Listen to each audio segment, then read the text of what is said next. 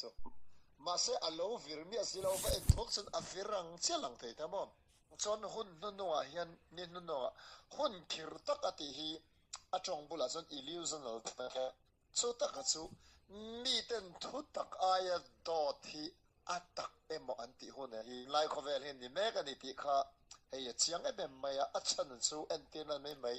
gender is mi pa le mai chia chung chang anga te po mi pa ni ring sin mai chia ni zok ta thada in pom nge that na chu mi anga thi ngam khopa khovel ma po tar langa mi pa ni ring sin mai chia anga ngai te khatiang khovel hen tam tel tel maya chu wang chuanin pathian thu tak mana tia han ngai maya he chu pathian thu nia atika ni kan ti mai a hi tun lai khovel hun khir ni me ka yan atakai na lem zo ka hi dik zo tata shiat na tur khovel hi ani me ka wang hian so ani na hian kan film khur da ponga em ka sha thinlung chung chang kha screen a kan lo mong khanin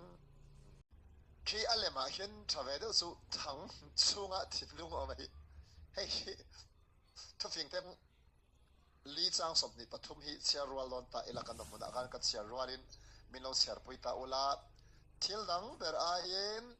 I thinlung veng thar nun na lo chwa na ni si khani thil dang ber ain engmo fen tha tur kan ti chon thinlung hei khong en minlo en ta ula karil ruwa ngai to na lo lut chu thil dang ber ain pathian chuan I thinlung ve min zirtira niwa sela mishing chuan atam sok kan thinlung ain kan mel landan ne kan veng ulung zokin ka sia ei abi takin mizo society angin han sai taila fashion a hian kan sange em maya isa kan nei dek chuan kan lan moi the nan thom no emo ani lo pon mai lam panga mo hairstyle mo in chayak kan lan moi the nan sum kan nei chun sen zo fa ki kan shen mi lova so mai ba ka puk chop le apa pon chu te ang ta jon in set hi kan shen lo ni mi zo te ang e man lan moi lo lawi chu ko vela yan an tam vak lo o mang ai mun sang ram sang han kal pon mi hian an thom na hak tu te hi chu tiang em an lo thu pui ber an lo nei che lova ei sa pra ma te tin vai ra ma te po lam ko pui le kovel mun ko pui la te po yan ke korbul nen om mun tom no nen mai yan kholaya du to kin kal asa thak lo re ni ma sela ai zo la hen a anol pu chu ko na bazar mu na mani na tanga tema thenom khoveng pel de kan kalon san kan lan dan hei kan du tui ve lu tu ka hi kan thoma te kan thak tlang pui ni samo chuang chuanin bazar so don chon in chei ngai ang chi thami ngai dan na te po hi kan nei thina tiang ka lo ngai to mai thina hei mi zo no la te po hi an chel lo ni chu an mani sim po ni loin an in chei na satawang in make up kan ti ho sang cosmetic hei korean ho te atangin ka tiang anin kan enton sozela melan dan alowin thak na sat thai tak sia hi hei a YouTube pa te po IG te po mail thalo ve tak anin chei tak anon tilang ha rei lo te second sub tum song po a elan na khat tang khop mo la solan pathian ina somewhere she te rin ikal zelanga zol nei fa te watong ta chon midang lam te ilo ni meng nga tiang de khanin kharau khoina ni mang se lo make up mangen nar bong ve a per ve thatak mai te po du to ka lem ziak thiamina an siang men mai en ti lar ka ti chan nula mel thatak nar zum ta kanon chuak ta isel maya email dang lam tlang alali so point la rang kanin dar thal lang ma dar kar chan ve no mi chun mail zong dang lam vek mai ni chu he kan mail lan da nei chu bazara te millennium center vel ai zol kho pui lun lai han chuak hela chelo tak he mail thatak bu turin tamani chu ti la ka thinlung lo lang fu chu o mi pa chu shan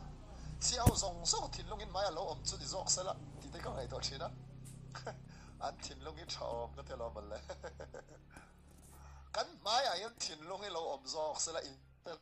kan thin lung le kan mel hi lo thak zong ta chani sela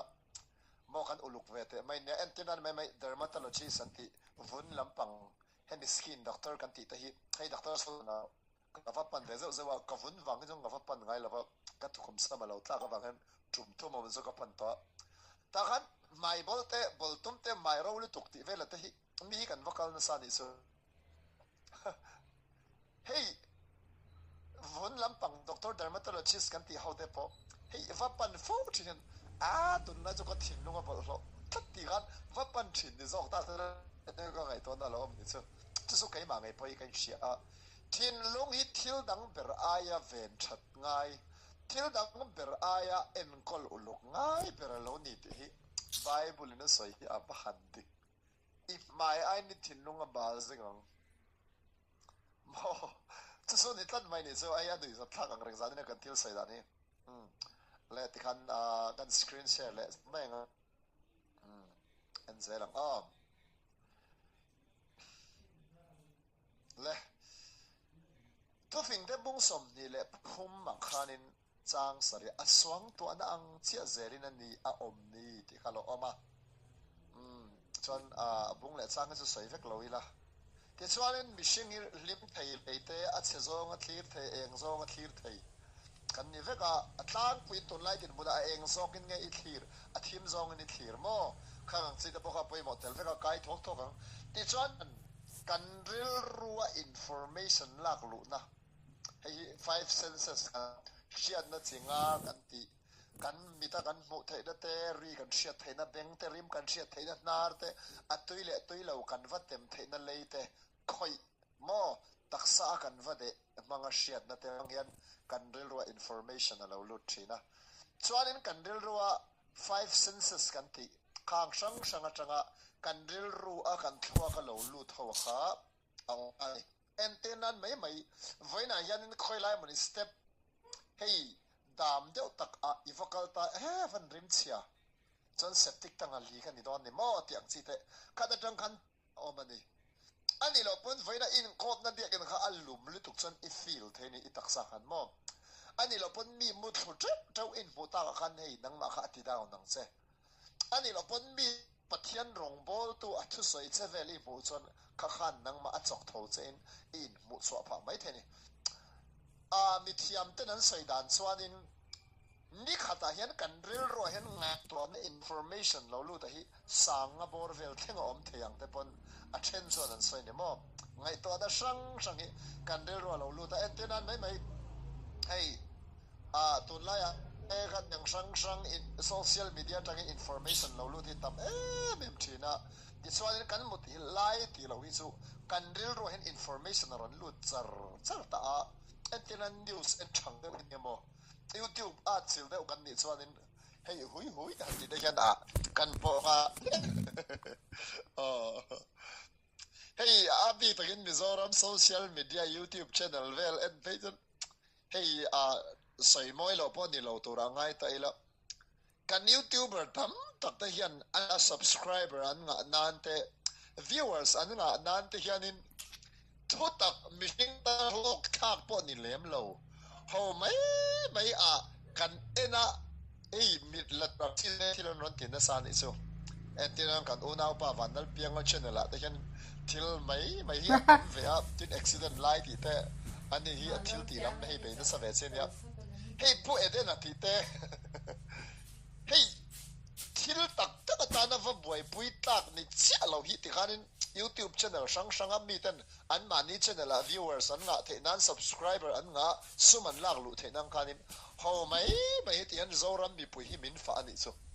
hui han ti chuanin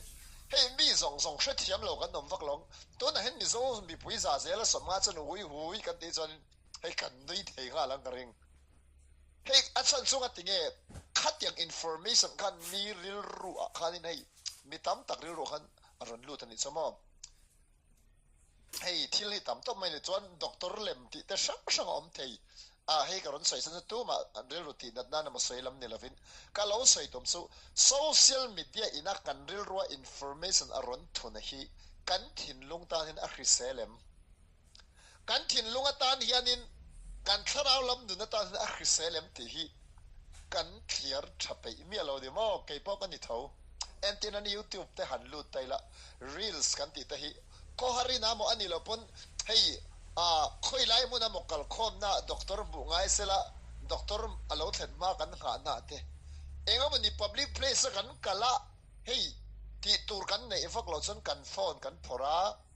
IG อะเต Facebook อะเต YouTube อะเตยัน source กันติเตมอเฮ็ดอย่างจี reels กันอย่างจีอะไรเราอังจีนู้ปังเตเราเตเตละจงไทยเราจังอ่ะปุยคลิงปุตรเข่งเฮียนมักลุตุกกันกดเฮียนกันเขว่ากัน scroll ละติกันอดังกันเอ็นเลยอดังกันเอ็นเลยชุดอย่างเอ็นนาดานสันดาร์การตั้มตะกี้นี่ขาดเห็นกันมังเหลี่ยมถิ่นนี่สมมติเสียงนี่จุกันเชฟเอ็กซ์สุดอย่างนี้ฟังส่วนนี้กันเรียลรู้ว่านี่ขาด information ตั้มตักโลลุดสังอะไรสังบอร์เวลเตปอนอย่างจู่ขัดอย่างโลลุดเฮียซิงจังขานินข้าเราสมเลี้ยมเราอังซี information นะคะเอ็งสังเงกันเรียลรู้ว่าโลลุดถิ่นที่ขโมยสู้ๆจานี่นะเห็นให้ไงตัวไงอะสู้กันจังส่วนนี้กันเรียลรู้ information รนลุดจังส่วนเอ็งทิ้งเงี้ยเลยแต่ถ้าเห็นอะไรที่อินโลบุงอ่ะแต่เห็นนี่กันเรียลรู้ information โลลุดกันไงกันเรียลรู้กันนั่นเดี๋ยวที่แค่มานี่มินุนคอยเรียวกันไงตัวสุนทรบอกเอาหลังสิกับยามนี่กันเรียลรู้จังเงี้ยกันถิ่นลงอ่ะเห็นอัลลุดทะเลนี่ให้อะไรมาเห็นกันบอกอ่ะถิ่นลงเห็นทั่วอากาศเจ็ดไหมมั้งส่วนนี้กันถิ่นลงอ่ะฮีอัดถูกจอกินมิชิงมินคอยน่ะจอกินมิชิงมินนอร์กัลตัวจอกันนี่ให้ฮีกันเรียลรู้ที่จะอปนลังจอกะมิชิงนุนคอนโทรลตัวละนี่พาฟักโลนี่โมกันเรียลรู้นั่นลุตุกันที่เห็นอันนี้นะดิกตะกันสันกันเรียลรู้ไม่นี่ตัวเราถิ่นลงอันนี้กันเวลตุกไกมาทรินอะไรที่เรากันติดสุกันเรียลรู้ปนนี่ตัวเรากันเรียลรู้อะทิลอินฟอร์เมชันเราลุดกะกันถิ่นลงอัฟันเนี่ยตัวลุตุกส่วนนี้กันขมีขันเฮ้ยที่เราเทเราโมไงท่าเทเราอังอินมินเสียมันนี่โมจะสุดเสียงอันนี้เฮ้ยอะไรมันจังเงี้ยเสียงอันนี้ช่วงหลังสุดกันเรียลรู้ไงตัวนั้นกันทุนตัวเตอินฟอร์เมชันกันลากลูตัวระฮีอากาศตกินการ์ตินะเห็นเองรอกทิลไงถ้าเห็นทาราวนุนซ้อมเราที่กันเชียร์ตั้งไงนี่โมให้ฮิปไปโมครบไหมกันเรื่องก็ถิ่นลุงอันลูดจินฮิมิชิงไก่ช่วยตัวนี้ถิ่นลุงอันลูดโตจินสุอัฐูกินมินฟันดานะดังถิ่นลุงอันลูดถ้าโตจินฮิจุตีโลถิ่นกันจากเอ็นตินันไม่เฮ้ยฟุตบอลลำปังเรานี่ตาเสละฟุตซอลบูทกันนี่เราเนี่ยทัดตานี่โมฟุตซอลบูทกันเราเนี่ยทัดตาที่ส่วนให้บัตรเดย์เพรสเซนต์กันเราต้องตาบัตรเดย์เพรสเซนต์กันฟุตซอลบูทกันเราเองเราตาตุนมาก็ถิ่นลุงเนมนั่นแหละกันหน่วมตีซองเรานี่ตาที่ส่วนนี้ก็มุดโดนะอามุกกรูมากันลุโดกันหลังสารตักส่วนข้าฟุตซอลบูทข้าว่าหมดไปละข้าว่ารัวกันอินเคลข้าการิลรัวลุดตอนนี้soอินเคลการเรื่องลูลุส่วนเอกตัวฟูรถไม่ถึงตัวเองอินเคลตัวที่ก็ไงตัวงะส่วนอินเคลอมดอนที่ฉันมีดังไอ้กับฟูรโอเวอร์ดีกังโมส่วนอย่างเซลส่วนนี้ส่วนทินลุงลูจินตัวอายันินคาราวสปิริตที่ไอ้นรอลดูบิ๊กซอลโมการิลรัวทิลอมสัตยาริงก็แต่ส่วนรำหัวเอมว่าคาราวที่ลิมินรอลเลมโลมาเสกทินลุงก็เวเอ็ดตัวส่วนขาก็ทินลุงลูตะค่ะปัทยันทุกลที่สัตย์อันนี้ส่วนถ้าเราสวดตันกงก็ขนะกันดูนะเอ็นรถเล็ชินนี่มาเสร็จสุดอย่างตัวส่วนปัทยันตัวยังไงถ้าสัตย์นี่ละฟ้าก็ไงตัวส่วนสมากัดถินลงอัตลักนะส่วนถ้าเราตั้งเลยมีเอ็นรถห้าส่งมักกันถินลงส่งอันลุดขาอังเซลียนถ้าเราเอ็นรถติดที่ให้กำมันนี่ส่วนกันถินลงอมให้กันดีนะอังไม่ยันเงตะกินกันปมโตเอ็นที่นั้นตัวอังอินเชียตนะทุกตักไรตักเราปมส่วนอันนี้นางชอบเป็นปมังมอทินลุงอลุทุกตักไปจูริลฟิมมังเทโลขอเป็นกันอาจจะรวยไอหินลุงรวยที่ได้เปิดการไปเห็นให้ใส่ตัวเรามามารู้กันสต็อปลูกของอัตกันแต่เห็นนั่นแหละเราเอ็นนี่ละใส่เรือเราก็ทุ่มกันติครับมั่งเละทุกสิ่งที่บุงลีจางสมนิปทุมอาคานินทิลดังเบรอายินมีเราใส่ไปรออีหินลุงเวงชารออันนี้สิ ta ta gen poi mo lu to ka chu kan thin lung hi vo ina kan nun dan tur min shwai tu keima nun kai shwai tu tur ka leader ka master chu tiang chu ni don ani maklu tu i thin lung kha nang ma thu tluk na siam tira i buai pui tur kai shwai tu tur ani chianga ni ma sela kha i thin lung kha nang ma kai shwai tu atan arin tak tak takem i thin lung sung ril kha ngai to tala nang ma shwai tu atanian ituyem i thin lung kha ini tin nu na ta na kalpui sel turatan idli daratan ituem ti kha zane hen na poi mo takani hei hi maklutu atira kan soi tong kan rel ruwa hen 5 senses kan ti kan chiat na panga atangin information allu char kei mangai poi phone ga khoi tama pathian tu ni lem lo ho mai ka ena thil ka ngai thak nem lutuk chuan ka thin nung hi min kai shwai turatan chata ka training ka pelo thi ka hratin maklutuk so wa chon ka phuna te ka pe dan te ka thil tum te kha khan hei shwai tu chalo de win kai shwai ti rang de chi kai shwai tu chalo kai shwai ti chon result tha ka modon chong lo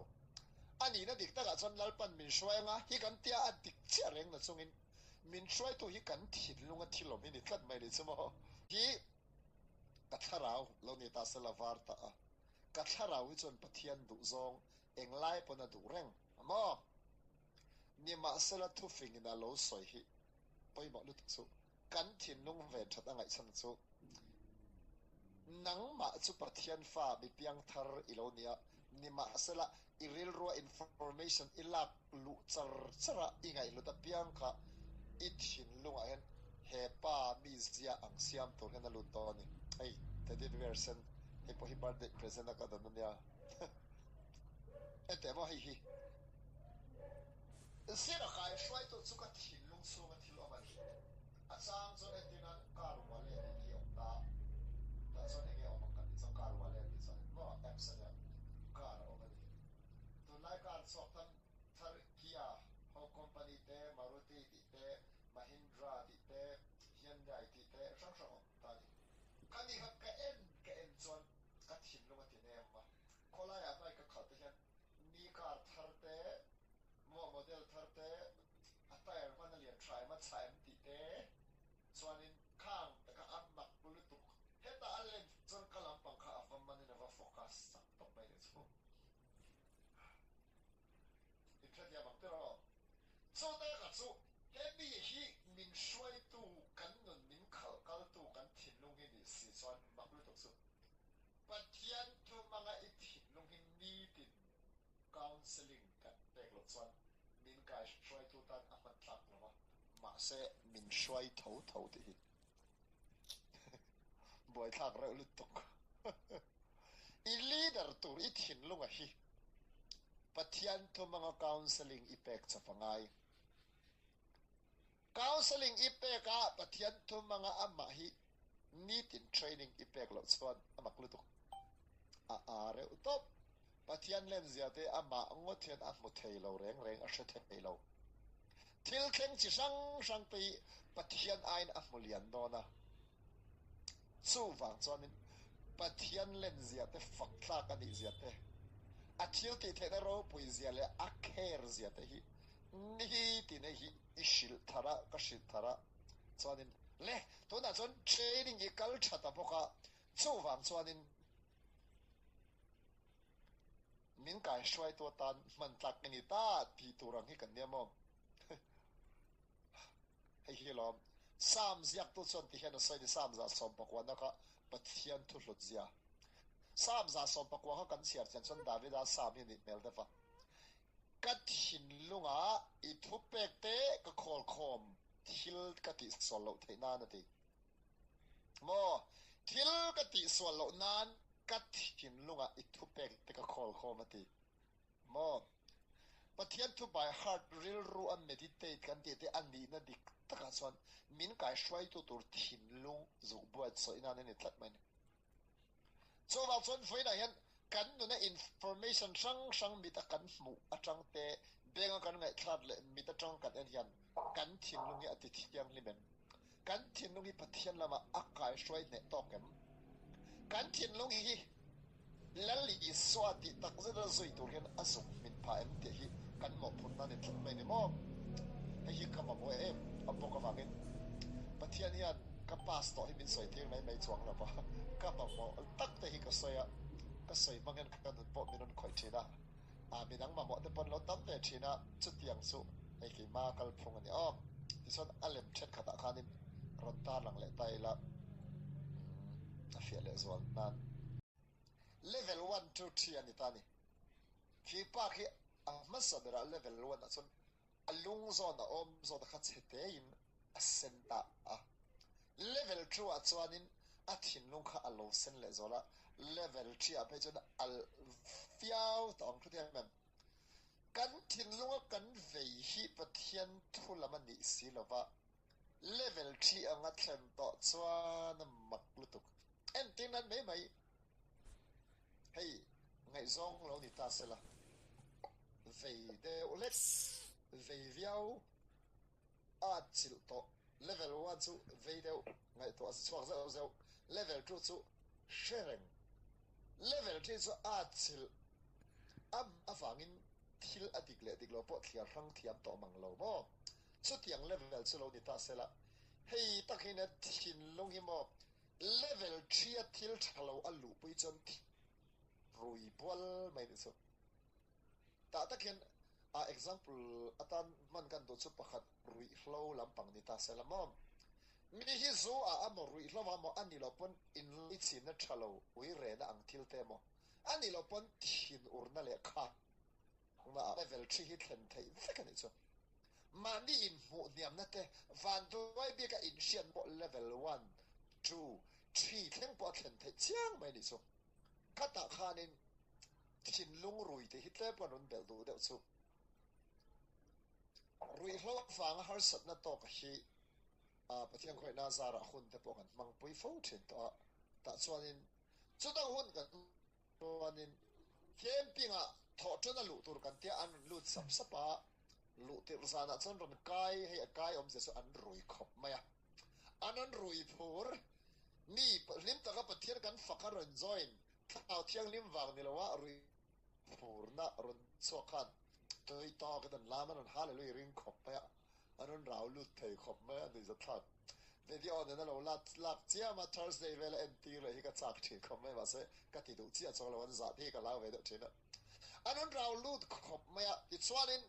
asan khatna chot nan mu ve maya pen chu a zut abin dil panom thina atu ka chon khovel ra chim law ni om ken a non kal de to thina ti chuanin kan chuak lem lova camping administration noya anom chuanin zutel lov khan taksa she om ti taken oma thole tlaya chon she om to changom utut zana thole zanan mu theilo nge ya ti chuanin tikhanin ana do waka tlaya te tikhan chuanin ni lai zing khen pon an la dik lo viau ve thina mut theilo nen choi theilo nen dal tui film chau ten hop thin ta ti chuanin khuna lo kala Thursday a chon an ron chak ve dewa choten ei ve thana zana pon mu thei deuh thana Thursday zana ni chon hei pathian thu pon ngai thla thei to kham mai Friday a po ka shia ta chu zu chu an in ni lo in tur po lo drugs pon ti mi lo ma se an thinlung kan rui lo alo pui na level kha thuk to wangin an thinlung hi ala rui reng an thinlung rui ka ti om je chu an kai bol ka ti mi lo an thinlung in rui lo a chil na kha chu ala dai lo khop mai taksa chuanin tiin rui na flow ma sala an thinlung kana a chil na level ala thuk lu to ka wangin ti thaina din huna nom chon an ti le hal mai thin na mom cho tiang chia cho thin urna te in lai chi na thalo te o he tiang sang khovel lam edik na te phone edik na te mo khang zong so po khani mak lu tu khei ke po ina tek po nga ti khan mun sang kan kala cái mà ni cái nào pha te mi dang pha te ngay to hiền nấu bằng te lệ chalai te lệ nu lệ pa te pon kan thin lungin phone edict na te po hi alo thu khop me level hi en tin an mai ilo in thiar du a ilo edu ta a bathroom a phone tel mi lo lu chu mak lu tu a kho har thak riaw hi na thre thode chu mo phone le mo zun le egin thiarang chi engin zom na nei mi mas ti chang lu tu mo khat yang khan ni tat mai ne chu chu wang chuan in kan thim lungi kan ven tha thi ngai khop mai a zani na mi te po hi kan khen chin atangin ma son na tur kan nga khopa kan thin lung min control tur tang te po hi nei in ven na tur kan nga khopa hallelujah rei lo te ka soi le nga ti sonin soi vak pon ni chi lo vin ka sia zani na ne la khang ti te po ka ei kan the thiam ze tur ngai ta ela hey personification ya tinan mai in enrar thalang te po hi la puat thiam pakhat chon mishing ang hian alo chan ta a personification di chu mishing mi asilo mishing anga vatri ta chuti anga va song bo ti chane dar thalang te a chen chon le kha bu poi mishing angin entinan dar thalang chu kan lo ngai to lo personify kan ti chon mishing anga kan en chon kan te chon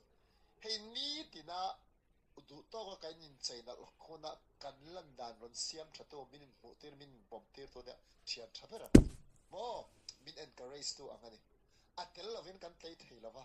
ama om no pona om thei na kan ngai ven vat vata mei chia be chun be ka then pai ren thin mo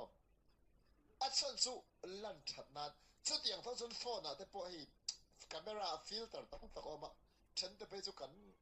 lang tha thei kho mai kan thian no pakhat kan naw pakhat te hi ministry ni hi min selfie pe uzir selfie ngo tia an selfie caps nei that zia chu tia voi khati a phone screen ka an thai pe mai chu khai arngeng le mai khwar zong zong bo hal veka kan neng thalut to ken pui pasal zon na man chadon ngal takti mai thori chu tiang chu nei thin lung po hi personify kan ti personification min nung ang khat an tir ta la vo ina ka thin lung kali dara ta na min kai shoi to tur hi yan thing ka lo som mi lo mai hemi hi pathian tuat that ta kan training kan te ka a strong a chak viao chon inun hi a chak via wang kan hi thavia wang chumi ti tur chuanin kan tai mak po ngai pathian tu hi kan kol ma bible in kan ni dan min shin hi ka thin nung ka zok hrilangai mo krista chan mi fel kani swal ata zalen to kani zalen kani eng boya ba kom to lo mo nat na ka chunga lo theng thin zong song chunga pathian en kim ti the ka ya nat na ka to main calvary tang cross la lison min lo ti dam lok to ti ta hi he thin lungen hret siang em zuk shil a hey zuk convince zuk min em ni ta chu ni sela kan nun na hi dang dai mai ni mo min a hian lo poi mo sit ni ma sala in chuan hei hi zirtina thatak aton khat fai chuan khovel mi apo thim zong a thlir mo chen pui she om ngai dan fa son theilo a thim zong a lungai thang zong ringot chak lo chuti ang chuan min kai shoi the ni mo chu wang chen mishinga pathian in leader te po min pe tho ma sela min kai shoi tu hi chu kan thim lung hi lo ni tlat mai ni mo chu wang chuan eng ti nge kan ti ta kang mo poi mo lut tuk chu tharau lama min ti chak tur pathian to information ni lo kan rel rol lu tam lu tuk thin lunga thil chak lo na ngai to na mo hetiang thin lung pathian min kai shoi tur chak lo sa na ka line min ti chak lo tur information ni tin kan in chom bel zel chuanin mo ma son har entinan vela the worship service kan nen nuam khop mai patia koi na zara thara thiang ni mom puina chodiang borwa kan kal chon pathian that zia kan va khemai pathian in min lo du sak zia kan ria kan chak thar le mai thin ni ma sela chutiang borwa ka tang kan han chuak mò he thin lung te thâu hin min kai shoi tu ni le chin sia chu wang son mi mal ti hen mo phur na kan nei kan thin lung a thil om hi tu thu sa mani lo chon thak dan kan ngai to ang mò cái mà rồi quên antinan in tim ai chắc ka ngai sat to sia mai chu nat na te hi do ai han ka accept na salutuk ka lo pom na salutuk to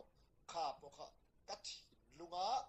pathian thu tak strong chak tak kalak lu that lo wangin ka thin lung chuan nat na te hi alo pom rem to ma ti ka siam adik ka ti lo tun ma le fai kan khai khin pon mo amma chuan in han ti le thini la amma choi hi tu na chuan tian chak zok tur chuan ni nge ya tlem lai khanin pathian tharau tiang lim khan min om puina saboka tharau tiang lim temple tharau tiang lim in kan ni awang le lalpan min han pola om pui chi sun an nuam lutukhi ka chunga lalpa a tharau tiang lim kal tangin a cheng ti shiat na lutuk khan antinan nat na ka taksa hen kan duna lo lut ta sela a om lo na mun tura khan nat na khat a om ti en theli liang na tinge tian lal na thin lunga ni wang le nat na hi he taksa om tura pathian ruat ani lava setanan min lo be na te khovel sia om kan ni wanga tong thei chu ni mai la he nat na taksa atangin om thei na right nei lo lal is ton chan chu ka dat na cross alo put to ti ka sia so wang son he taksa nat na lo om ni chun zak takin a chuak le ta na to ni ti ka ngai dan ni mo cancer lo ve pal po ni la lali swak krista vok na vola kadamang ti ngai to da po ka tu lo chin cancer hi om tu ra ni lo khrim shim lali son amma ta na atlan ni ti khat na thin lunga om son kai strong all lu tu ni ma sala machine kan nya an se dong khovela ka dama engki min ta te lom na te po thi na te po lungai na te po in ta te lom ti ang chi lam pang kha kan ngai thang nem lu tu kan pom lu tu son thin lung hi ti chak lo ve tat a om thei lo ka ti la fa ma se ka tiang lam pang ang chi thu le la te cái po ek ti ka ma zong kalan na ve ga tiang chi har sa na se te lo oma nat na kir khan pui a mo ti ang chi ka ngai to tat thin lung hi min kai shoi tu tan hin atlak te chiam lo ru dia bem cho ma son ke ma po nang ma ne po nyang thin lung a hian kan chak ngai lali son cross a lo to a finish works kan ti min tho zo sak to ro pui tak te mangan ta hianin kan thin lunga hian athu tak kan da lungai ti chuan hi a lo har fim tialanga lali swazara chukiang chu thleng do lo lali swazara mir thei kan ni lo hallelujah aram le fel la ka zonga anin ka ma mo zong min pedon chu tiang son thin lung hi zuk ti chakangai chu ti anga thatta ka buat sai ta tan son khovela hen lungai viau na tor hi om le lo mo so wang son zani na hen mi sang hen hun kan manga an leng ko la khan ni tin nun kan manga zinga kan thaw zana te kan mole thina hei hi pathian tu tak khol khom nam ni mom chon eng tinga kan ti don pathian tu information ni lo kan ril rual lut tam lut tuk la ka hen insert kan tharangai kan mi tan nak mo tur china te hianin ke po ka insert kan tharangai kabegina ngai tha ka ta na alo du laklo antinan mai a news item poni thei khoi ma YouTube channel la mom mai thei le manipur in kar Israel Hamas in kar kem chite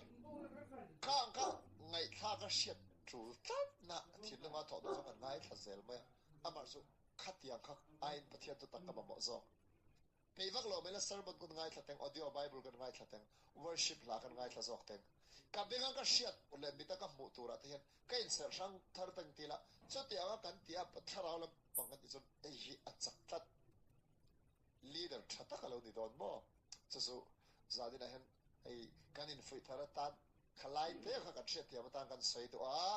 ti chuanin thil dang ber a in kan thin lo hi ve thatangai nun na lo chhuana min kai shrai to ni kan ril ruwa information tam tak lo lut pathian lo lam lo lut tam hi kan ven kan to manga kan thin lunga pathian tu tak khol khom kan to manga apik takin miro pui ta thule lai ngai khan sa de hlakela then ka sia entinang ke mani circle a chon pathian tu tak tak po an lo se rang cái ní sợi po hi dik ta son level a class la sang tok lo mà ní chun num pakhat hi ka in bia ka thian nu ne hen kan tong trai thina pathian ne na hen kimi dil top mai to ra tia ti chuan in ka thian nu ne chan poisa kan mo ve ve a ke in nuai zang ha ka di la ka thian nu nuai to ma di la kan dil du thina ti en min changa nuai thum chu ka thian nu atong ta ke po nuai zang ai tam dai ka dong a tel lo ka mi ka ngai thang chia kan hey teo te po be se changam lo thin lung ka dei chon chuti ang be chon pathian ka dor ton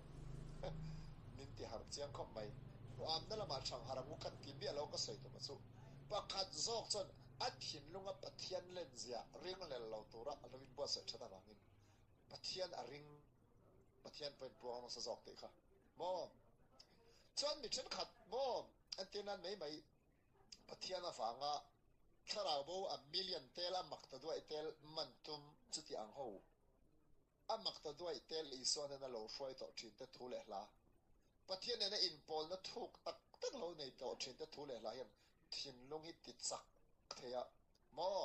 chu wang chon krista a mi chak mi ro puite